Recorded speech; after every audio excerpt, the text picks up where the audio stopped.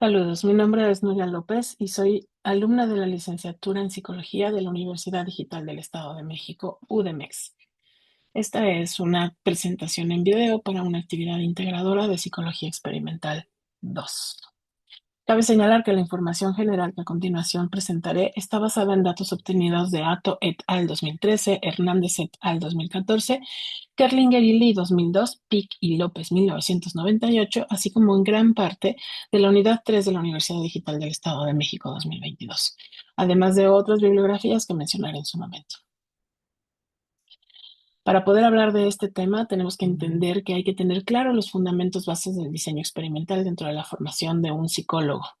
Esto es de alta relevancia, pues es lo que implanta la adquisición de competencias metodológicas avanzadas para generar y bien lograr investigaciones que estén dotadas de validez, rigor y replicabilidad, tal y como lo menciona UDEMEX 2022. Poder conocer y comprender este entramado de instrumentos y herramientas en el tema permite que creemos hipótesis bases precisas, delimitadas en sus variables y con rigurosidad científica que permita sistematizar la observación conductual a modo de no dejar espacio a que tengamos interpretaciones ambiguas o sesgadas que hagan fallida la información, tal y como lo explica Hernández et al. 2014. Esto, a su vez, nos dará competencias para poder discriminar adecuadamente la información respaldada de forma empírica de la mera especulación teórica y que así podamos dominar modelos metodológicos que nos permitan tener una base técnica sobre la cual planificar todas estas intervenciones científicas en la disciplina de la psicología. Ahora bien, a partir de aquí resolveremos algunas preguntas que son guía dadas por el asesor y que nos permitirán entender el tema muchísimo mejor. La primera es, ¿qué implica el control de variables y condiciones en la investigación experimental? Bueno, pues es el núcleo operativo fundamental de la investigación experimental en psicología. Es manipular planificadamente una o más variables independientes mientras que se aíslan o se neutralizan estas variables extrañas para que pudieran contaminar la medición o hacer que algo quede sesgado. Esto asegura que los cambios registrados en la variable independiente provengan directamente del estímulo administrado y maximizar la validez interna del diseño. Por otro lado, la diferencia entre un experimento de campo y un experimento de laboratorio está en que en el nivel de control contextual y el grado de realismo ecológico del entorno. En el laboratorio podemos utilizar un ambiente artificial y hermético que aísla rigurosamente variables de confusión para elevar validez interna, mientras que en el campo se realiza todo en entornos naturales y cotidianos. Esto nos da una validez natural y externa, es decir, todo es mucho más orgánico, pero reduce el control entre imprevistos y variables que pudieran no poderse controlar. La aplicación principal de la investigación experimental es establecer de forma rigurosa relaciones de causalidad explicativa entre variables. Este enfoque permite al psicólogo verificar teorías de la mente y analizar la efectividad de terapias clínicas o de programas educativos. Su utilidad sí o sí va a radicar en proveer una base empírica obligatoria para diseñar intervenciones institucionales que sean genuinamente válidas. Ahora, distingamos entre causalidad y correlación. La correlación describe únicamente un patrón de asociación estadística o covariación entre variables, mostrando que cambian simultáneamente sin ser el origen o disparador de la otra. Y la causalidad, como su nombre, demanda obligatoriamente una covariación en orden temporal, donde la causa antecedente al efecto y la eliminación de explicaciones alternativas mediante control experimental. Es decir, se eliminan absolutamente cualquiera de las explicaciones o hipótesis que pudiese haber alternamente. ¿Qué forma asume la interrogante de investigación en el experimento? Bueno, pues la interrogante experimental asume una configuración estrictamente relacional, predictiva y de causalidad directa. Vinculará explícitamente el impacto o influencia de la variable independiente manipulada sobre la conducta medible.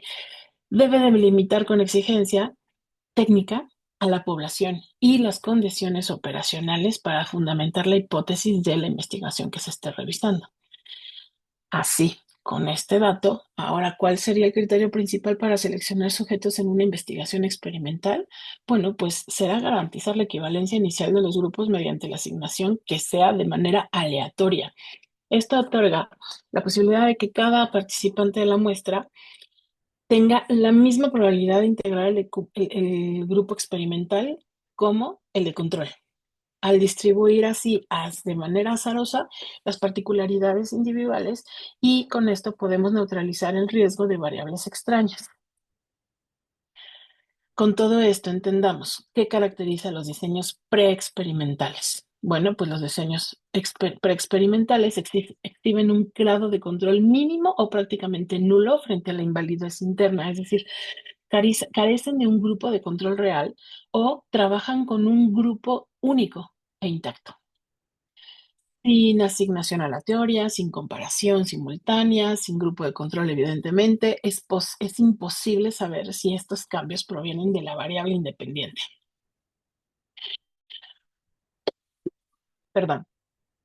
Un ejemplo de investigación con un diseño experimental podría ser, pensemos, en el diseño de un solo grupo de medición pretest y posttest, es decir, alguna prueba o escala que nos permita saber antes y después del test aplicado clínicamente. Se evalúa un grupo intacto de 12 mamás antes de iniciar una rutina de relajación en un grupo que ya esté hecho, y se les vuelve a medir al finalizar la semana donde el maestro estuvo dando esta rutina de relajación. Es preexperimental porque la falta de control simultáneo impide descartar factores externos, es decir, probablemente las podamos encontrar más relajadas, pero no sabemos si exclusivamente es por la rutina o por algún factor externo. ¿Cuáles son las características del cuasi experimental?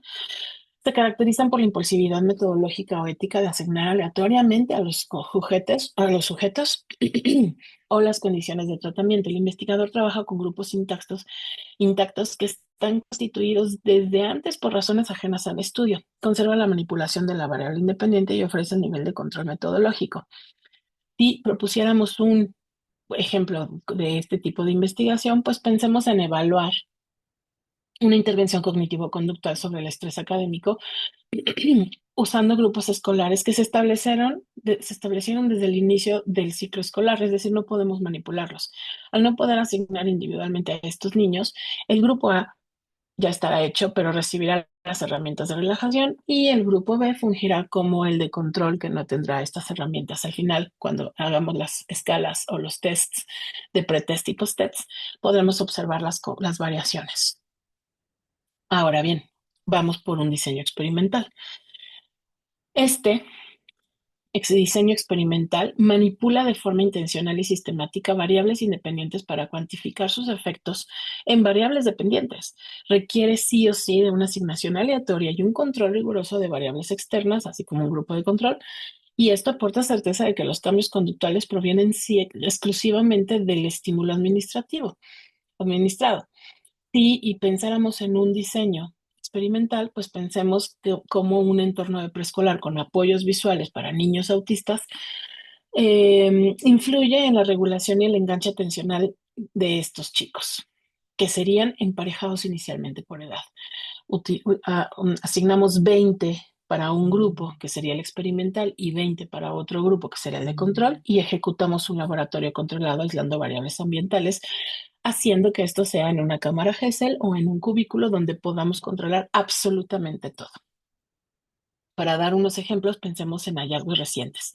El primero hablaría sobre esgrima extraescolar y TDAH, que hace Reche García en el 2016. Este estudio es un estudio cuasi experimental que evalúa un programa de esgrima de 8 semanas en menores de TDAH, confirmados TDAH. Los reportes parentales mediante la escala Iowa-Conners arrojan una reducción significativa de todas esas sintomatologías hipercenéticas de movimiento, de inatención, etcétera, menor inquietud y mejoría de focalización intencional. Los cambios favorables ocurren exclusivamente en el grupo experimental. En el grupo de control no se ve ninguno de estos tipos de cambios, por lo que se puede entender que sí tiene que ver con la realización del esgrima.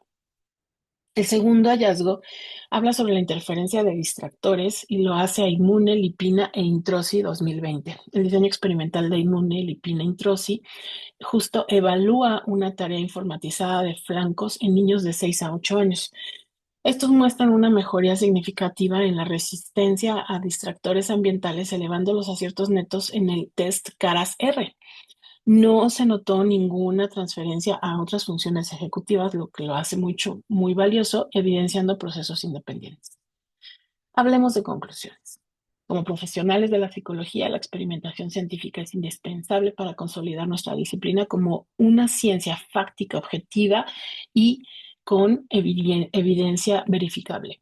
Este estudio sistemático del diseño metodológico nos capacita para tomar decisiones basadas en la evidencia y proponer soluciones efectivas, éticas y medibles en la salud mental. No hay como la evidencia científica para poder hacer una propuesta o una opción de intervención. En conclusión, poder dominar y tener clara el entretejido de todas estas herramientas es dominar desde el control de variables hasta la flexibilidad de los diseños cuasi experimentales, resguarda una validez interna de los procesos y nos permite entender con un absoluto rigor científico qué tan complejo puede ser el comportamiento humano, y con esa misma complejidad es que lo debemos de tratar y lo debemos de trabajar por medio de las herramientas que nos da la psicología experimental. Muchas gracias y buen día.